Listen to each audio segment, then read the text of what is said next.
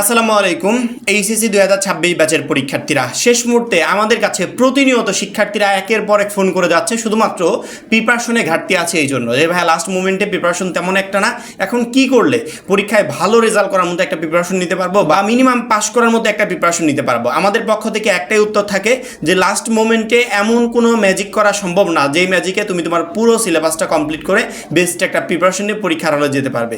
শেষ মুহূর্তে উপায় একটাই, আমাদের শর্ট সিলেবাস তোমাকে ফলো করতে হবে।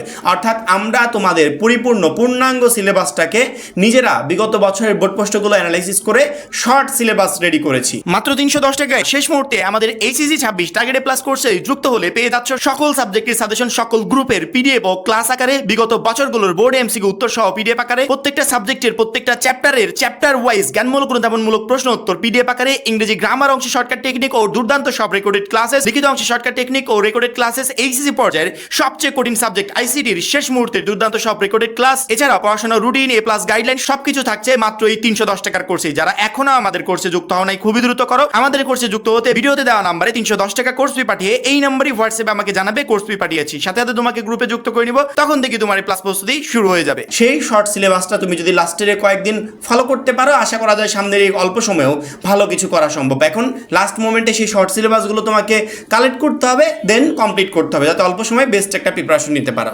এর আগের 3টা ভিডিওতে আমরা বিজ্ঞান বিভাগের পদার্থবিজ্ঞান, রসায়ন এবং জীববিজ্ঞান এই 3টা সাবজেক্টের প্রথম এবং দ্বিতীয় পত্র দুইটা নিয়ে আমরা আলোচনা করেছি। আজকে আলোচনা করব উচ্চতর গণিত প্রথম এবং দ্বিতীয় পত্র নিয়ে। আমরা শেষ মুহূর্তে যে চ্যাপ্টারগুলোকে ইন্ডিকেট করব বা পুনরায় তোমাদের অ্যানালাইসিস করা যে বিষয়গুলোকে পড়তে বলবো সেগুলো সামনের এই কয়দিন স্টাডি করতে হবে, তাহলে অল্প সময় তুমি একটা ভালো প্রিপারেশন নিতে পারবে এবং আমাদের এই ভিডিওটাকে তুমি চূড়ান্ত সাজেশন হিসেবেও ধরতে পারো। ঠিক আছে, সেক্ষেত্রে অবশ্যই মনোযোগ সহকারে দেখার চেষ্টা করবে। প্রথমত এই মুহূর্তে স্ক্রিনে দেখতে পাচ্ছ আমরা উচ্চতর গণিত প্রথমটা নিয়ে কথা বলছি। আগে উচ্চতর গণিতে আমাদের টোটাল 100 মার্কের পরীক্ষা হবে, প্র্যাকটিক্যালে থাকবে 25। প্র্যাকটিক্যালের 25 কীভাবে কনফার্ম করবে সে বিষয়ে অবশ্যই আমি আলাদা একটা ভিডিও দিব, ওইটা নিয়ে টেনশন করতে হবে না। ইনশাল্লাহ তোমার গ্রুপ ভিত্তিক সাবজেক্টগুলোতে প্রত্যেকটাতে প্র্যাকটিক্যালে ফুল মার্কস তুমি তুলতে পারবে। আমরা এখন কথা বলবো সৃজনশীল এবং বহু নির্বাচনীর এই 75 মার্ক নিয়ে। প্রথমত সৃজনশীল প্রশ্ন আমাদের পরীক্ষায় আসবে 8টা, লিখতে হবে 5টা। তবে আমি চাইলেই যে কোনো 5টা লিখতে পারবো না, এখানে আবার কিছু নীতি নির্ধারণা আছে যেগুলো আমাকে মেনটেন করতে হবে। আমাদের উচ্চতর গণিত প্রথম পত্রে 2টা পার্ট থাকবে, এক হচ্ছে পার্ট এ আর এক হচ্ছে পার্ট বি। পার্ট এতে থাকবে বীজগণিত ও জ্যামিতি, পার্ট বিতে থাকবে ত্রিকোণমিতিক অনুপাত।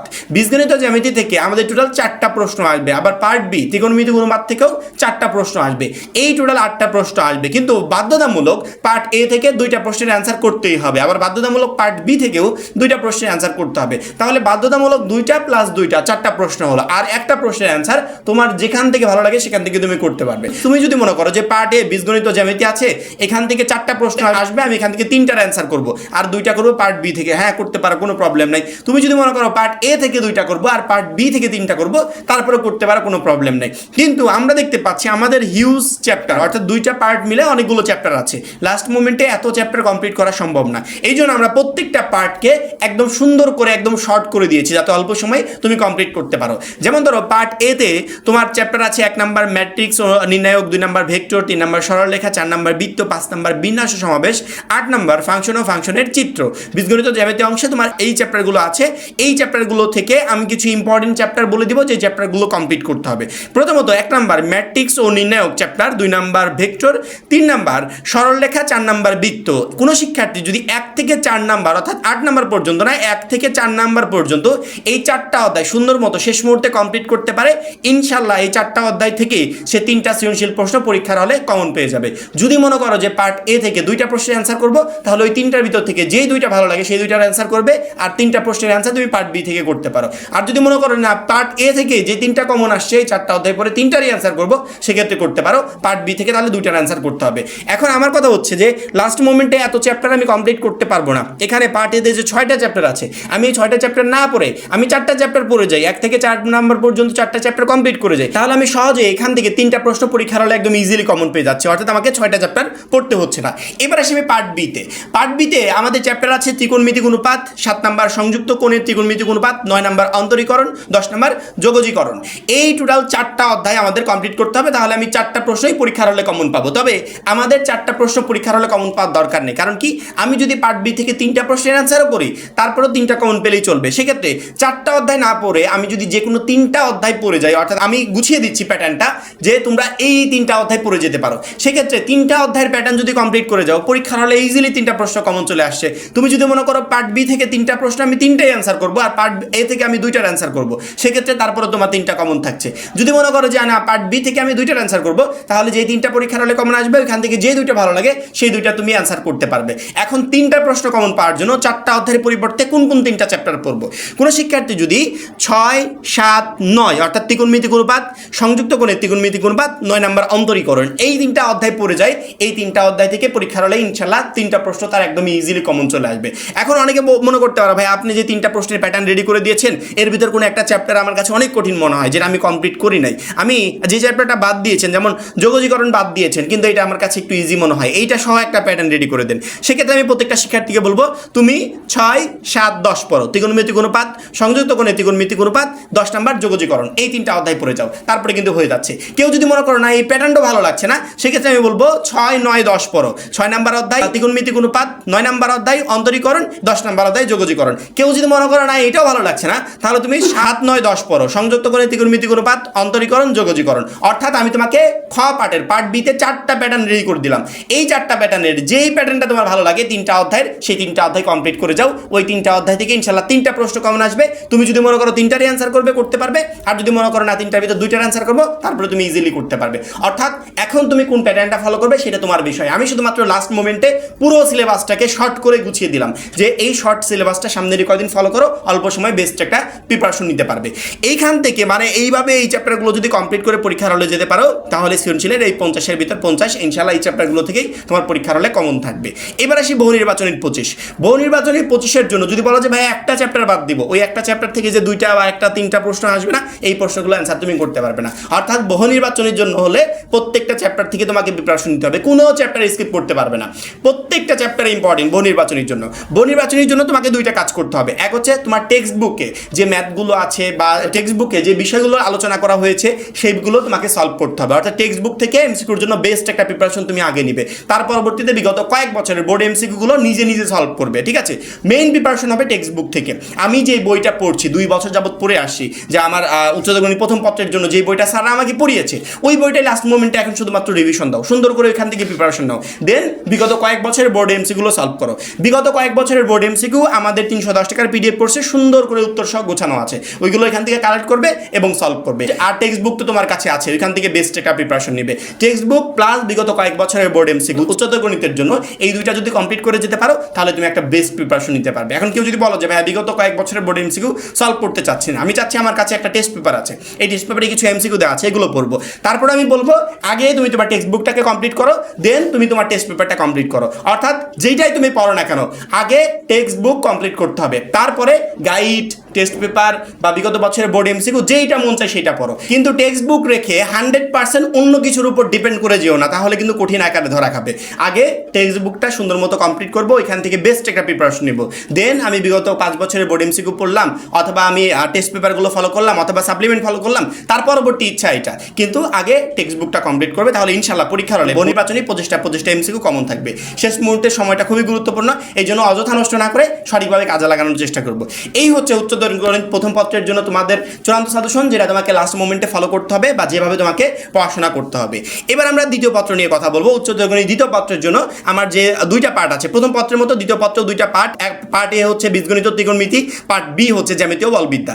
পার্ট এ তে আমাদের 4টা সৃজনশীল প্রশ্ন দেওয়া থাকবে, যেখান থেকে বাধ্যতামূলক 2টার অ্যান্সার করতে হবে। পার্ট বি তেও 4টা, যেখান থেকে বাধ্যতামূলক 2টার অ্যান্সার করতে হবে, আর একটা প্রশ্ন তুমি যে কোনো জায়গা থেকে অ্যান্সার করতে পারো। অর্থাৎ কেউ যদি মনে করে যে বীজগণিত ত্রিকোণমিতি পার্ট এ থেকে আমি 3টা প্রশ্নে অ্যান্সার করবো, তাহলে পার্ট বি থেকে 2টা করলে হবে। কেউ যদি মনে করো পার্ট এ থেকে 2টা করবো, তাহলে পার্ট বি থেকে 3টা করলে হবে। এইভাবে 5টা সুন্দর করে অ্যান্সার করে আসতে পারবে। কিন্তু আমাদের চ্যাপ্টার অনেকগুলো, এতগুলো চ্যাপ্টার এখন লাস্ট মোমেন্টে পড়ার সময় নাই। তাহলে আমি কোন কোন চ্যাপ্টারগুলো পড়বো যেগুলো অল্প সময় কমপ্লিট করলেও পরীক্ষার হলে গিয়ে আমি সহজে সৃজনশীল প্রশ্নের মানে 50-এর ভিতর 50-এ আমি কমন পাবো বা ভালো মতো অ্যান্সার করে আসতে পারবো। পার্ট এ তে 1 নম্বরের অধ্যায় হচ্ছে বাস্তব সংখ্যা ও অসমতা, 2 নাম্বার যোগাশ্রয়ী প্রোগ্রাম, 3 নাম্বার জটিল সংখ্যা, 4 নাম্বার বহুপদী ও বহুপদীর সমীকরণ, 5 নাম্বার দ্বিপদী বিস্তৃতি, 7 নাম্বার বিপরীত ত্রিকোণমিতিক ফাংশন ও ত্রিকোণমিতিক সমীকরণ। এই টোটাল চ্যাপ্টারগুলোর ভিতর থেকে কোনো শিক্ষার্থী যদি 4, 5 ও 7 নাম্বার চ্যাপ্টার অর্থাৎ বহুপদী ও বহুপদীর সমীকরণ, দ্বিপদী বিস্তৃতি, বিপরীত ত্রিকোণমিতির ফাংশন ও ত্রিকোণমিতিক সমীকরণ, এই 3টা চ্যাপ্টার পড়ে যেতে পারে, তারপরও এখান থেকে 3 সেট প্রশ্ন পরীক্ষার হলে সে একদম ইজিলি কমন পেয়ে পেয়ে যাবে। আবারও বলছি, 4, 5, 7 বহুপদী ও বহুপদী সমীকরণ, 5 নাম্বার দ্বিপদী বিস্তৃতি, 7 নাম্বার বিপরীত ত্রিকোণমিতিক ফাংশন ও ত্রিকোণমিতিক সমীকরণ। এই 3টা chapter very very important part এ এর জন্য। কেউ যদি মনে করো যে ভাইয়া আপনি তো 3টা চ্যাপ্টার অলরেডি বাদই দিয়ে ফেললেন, আমি চাচ্ছি যে এই 3টা চ্যাপ্টারের ভিতরে আরেকটা চ্যাপ্টারকে ইনক্লুড করে মোট 4টা চ্যাপ্টার পড়ে যেতে চাই, হ্যাঁ আরও ভালো হবে, এটা করলে তোমার আরও ভালো হবে। তুমি যদি মনে করো 4টা চ্যাপ্টার পড়ে যাবে, সেটা আরও বেটার হবে। কিন্তু আমি যে 3টা চ্যাপ্টারকে সাজেস্ট করছি, 4, 5, 7 এই 3টা পড়লে ইনশাল্লাহ 3টা প্রশ্ন পরীক্ষার হলে কমন চলে আসবে। সেক্ষেত্রে লাস্ট মোমেন্টের সময়টা এত চ্যাপ্টারের পিছনে নষ্ট না করে আমি গুরুত্বপূর্ণ এই 3টা চ্যাপ্টার পড়বো, তাহলে এখান থেকে 3টা প্রশ্ন কমন পাবো। আমি যদি মনে করি 3টারই অ্যান্সার করবো, করতে পারো। আর কেউ যদি মনে করে যে না 3টা না, আমি এখান থেকে যে কোনো 2টা প্রশ্ন অ্যান্সার করতে চাই, সেক্ষেত্রে সে করতে পারবে, এটা কোনো প্রবলেম নাই। এবার আসি পার্ট বিতে, জ্যামিতীয় বলবিদ্যা। জ্যামিতীয় বলবিদ্যার 6 নম্বর অধ্যায় কণিক, 7 নম্বর স্থিতিবিদ্যা, 9 নম্বর সমতলে বস্তুকণার গতি, 10 নম্বর বিস্তার পরিমাপ ও সম্ভাবনা। এই 4টা অধ্যায়ের ভিতর কেউ যদি মনে করে যে আমি 3টা অধ্যায় পড়ে যাব, তারপরে 3টা প্রশ্ন পরীক্ষার হলে একদম ইজিলি কমন আসবে, সে যদি মনে করে 3টাই অ্যান্সার করবো, করতে পারে। আর যদি মনে করে যে না 3টা না, তার ভিতরে 2টার অ্যান্সার করবো, তারপরে করতে পারবে। সেক্ষেত্রে তোমরা পড়তে পারো 6 নাম্বার কণিক অধ্যায়টা, 8 নাম্বার স্থিতিবিদ্যা এবং 10 নাম্বার বিস্তার পরিমাপ ও সম্ভাবনা। এই 3টা চ্যাপ্টার পড়লে ইনশাল্লাহ 3টা প্রশ্ন কমন আসবে, এর ভিতর থেকে 2টার অ্যান্সার করতে পারবে, তুমি 3টার অ্যান্সার করতে পারবে। তো লাস্ট মোমেন্টে এই টোটাল ফুল সিলেবাসটা কমপ্লিট না করে, কমপ্লিট আমি করতেও পারবো না, কারণ কি আমার আরও সাবজেক্ট আছে, সেগুলোতে ফোকাস দিতে হবে। সেক্ষেত্রে অল্প যে চ্যাপ্টারের প্যাটার্নগুলো রেডি করে দিলাম, 3টা 6টা চ্যাপ্টার, যে 6টা চ্যাপ্টার পড়লে 5টা প্রশ্ন একদম ইজিলি অ্যান্সার করতে পারবে, এই 6টা চ্যাপ্টার তুমি কমপ্লিট করে যাও, তোমার সবগুলো চ্যাপ্টার পড়ার কোনো প্রয়োজন নেই। আশা করি উচ্চতর গণিত দ্বিতীয় পত্রে 50 নাম্বার কমনের জন্য এই 6টা চ্যাপ্টারই যথেষ্ট, যে 6টা চ্যাপ্টার লাস্ট মোমেন্টে তোমাকে কমপ্লিট করতে হবে। এবারে এমসিকিউ 25, অবশ্যই মেন বই আমার টেক্সট বুক যেটা আমি 2 বছর পড়েছি, এটা ছাড়া আদার্স কোনো উপায় নাই, এটাকে আমাকে কমপ্লিট করতে হবে। টেক্সট বুকের এই প্রত্যেকটা চ্যাপ্টার আমাকে এমসিকিউর জন্য স্টাডি করতে হবে। যেখানে ম্যাথ আছে, ম্যাথগুলো সলভ করতে হবে, একটা বিষয় মনে রাখার দরকার, সেখানে মনে রাখতে হবে। অর্থাৎ যেভাবে তুমি বেস্ট প্রিপারেশন নিতে পারো টেক্সট বুক থেকে, আগে টেক্সট বুকের উপর ফোকাস দিতে হবে, এখান থেকে প্রিপারেশন নিতে হবে। দেখো টেক্সট বুকের থেকে যদি টেস্ট পেপার ইম্পর্টেন্ট হতো, তাহলে আমি বলতাম যে টেস্ট পেপারটা পড়ো। যদি সাপ্লিমেন্ট ইম্পর্টেন্ট হতো, তাহলে বলতাম শুধুমাত্র সাপ্লিমেন্টই পড়ো। অবশ্যই এগুলো গুরুত্বপূর্ণ, কিন্তু আমার টেক্সট বুকের থেকে ওইগুলো বেশি গুরুত্বপূর্ণ না। আমি আগে টেক্সট বুক কমপ্লিট করবো, তারপরে সময় পেলে আমি সাপ্লিমেন্ট পড়বো, টেস্ট পেপার পড়বো, বিগত বছরের বোর্ড এমসিকিউ পড়বো। কিন্তু অনেকে লাস্ট মোমেন্টে শুধুমাত্র বিগত বছরের বোর্ড এমসিকিউ পড়তে চাচ্ছে, এটা সম্পূর্ণ একটা ভুল। আমি যদি টেক্সট বুক থেকে ভালো মতো প্রিপারেশন না নিই, তাহলে আমি বিগত বছরের বোর্ড এমসিকিউ সলভ করবো কীভাবে? আমাকে আগে আমার বই থেকে প্রিপারেশন নিতে হবে, দেন বিগত বছরের বোর্ড এমসিকিউগুলো সলভ করতে হবে। এইটা যদি আমি বোর্ড পরীক্ষার আগে 2টার মাধ্যমে যদি একটা প্রিপারেশন নিয়ে যেতে পারি, তাহলে অবশ্যই 25টার ভিতর 25টা এমসিকিউ পরীক্ষার হলে কমন পাওয়া সম্ভব। এইভাবেই শুধুমাত্র একটা বেস্ট প্রিপারেশন নেওয়া যায় এইচএসসি পর্যায়ে, তাছাড়া আদার্স কোনো অপশন নাই, এইটাই তোমাকে করতে হবে। আর প্র্যাকটিক্যালে যে 25 আছে, এই 25 নিয়ে টেনশন করবে না। এই 25-এ 25 তুমি কীভাবে পাবে, সেটা নিয়ে আমরা আলাদা একটা ভিডিও আপলোড করবো, সেই ভিডিওটা দেখলেই হবে এবং সেই অনুযায়ী কাজ করলে ইনশাল্লাহ হবে। এই হচ্ছে আমাদের উচ্চতর গণিত প্রথম এবং দ্বিতীয় পত্রের শেষ মুহূর্তে চূড়ান্ত প্রস্তুতির একটা সাজেশন, যেটা তোমাকে লাস্ট মোমেন্টে ফলো করতে হবে বা যেভাবে তোমাকে পড়াশোনা করতে হবে। আশা করি প্রত্যেকটা শিক্ষার্থী বুঝতে পেরেছো। এখন এই পর্যন্তই, পরবর্তী গুরুত্বপূর্ণ ভিডিওর জন্য অবশ্যই চ্যানেলটা সাবস্ক্রাইব করে রাখবে। আর যারা এখনও আমাদের মাত্র 310 টাকার এইচএসসি 26 টার্গেট প্লাস কোর্সে যুক্ত হয়নি, খুবই দ্রুত যুক্ত হয়ে যাবে। সবাই ভালো থাকবে, সুস্থ থাকবে, আল্লাহ হাফেজ।